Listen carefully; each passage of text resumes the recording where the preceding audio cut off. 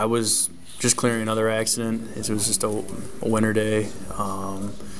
Dispatch put out a multi-car accident, so I responded. I was the closest car. I responded.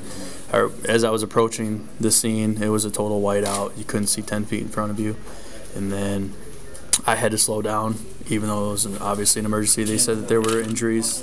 They expected injuries.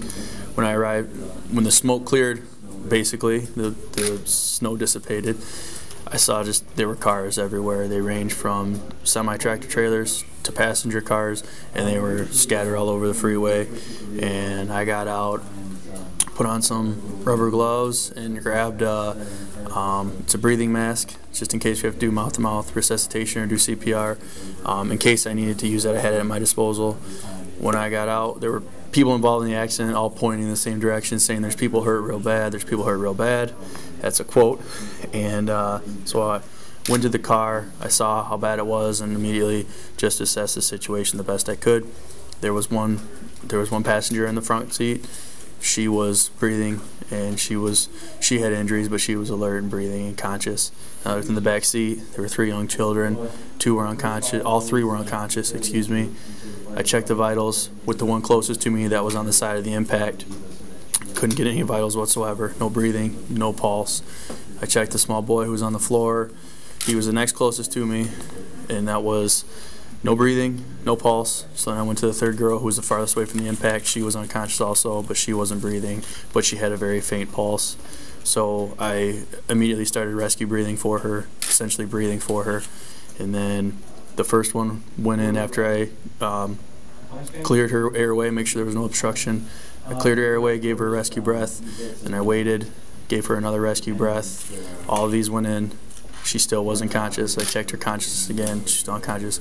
Gave her a 3rd rescue breath, and that one finally, I guess, woke her up. She took a deep breath and basically was awake at that point. And then, based on her injuries, she was in a lot of pain, and then she started becoming agitated. So then at that point I had to hold C-spine basically just under her head. I had to make sure her head stayed still in case she had any neck injuries that I was afraid of. So I held that until the paramedics arrived, and basically they took over from there. They actually put a collar around her neck and were able to extricate her from the vehicle. I'm going to keep doing what we were trained to do. We train all the time with first aid. It's really important, and I relied on my training and just kept giving her the breaths, and as long as they kept going in, I was going to keep doing it until the paramedics got there and had more equipment and more tools at their disposal to better help that young lady. It's never good. You know, you always hope. You do absolutely everything you can, and fortunately I had a lot of teammates helping me out, a lot of coworkers that responded just after I did. They were helping me so I could solely focus on the one girl to make sure that she was okay, and they were helping me out with every other aspect, tending to the other wounded and everything like that. So it was great. It was a really, really good team effort. Everybody did great. But unfortunately, in the inner city area where there's heavy traffic volume, we do see a lot of bad accidents. Fortunately, they don't end in fatalities, but people are usually very injured.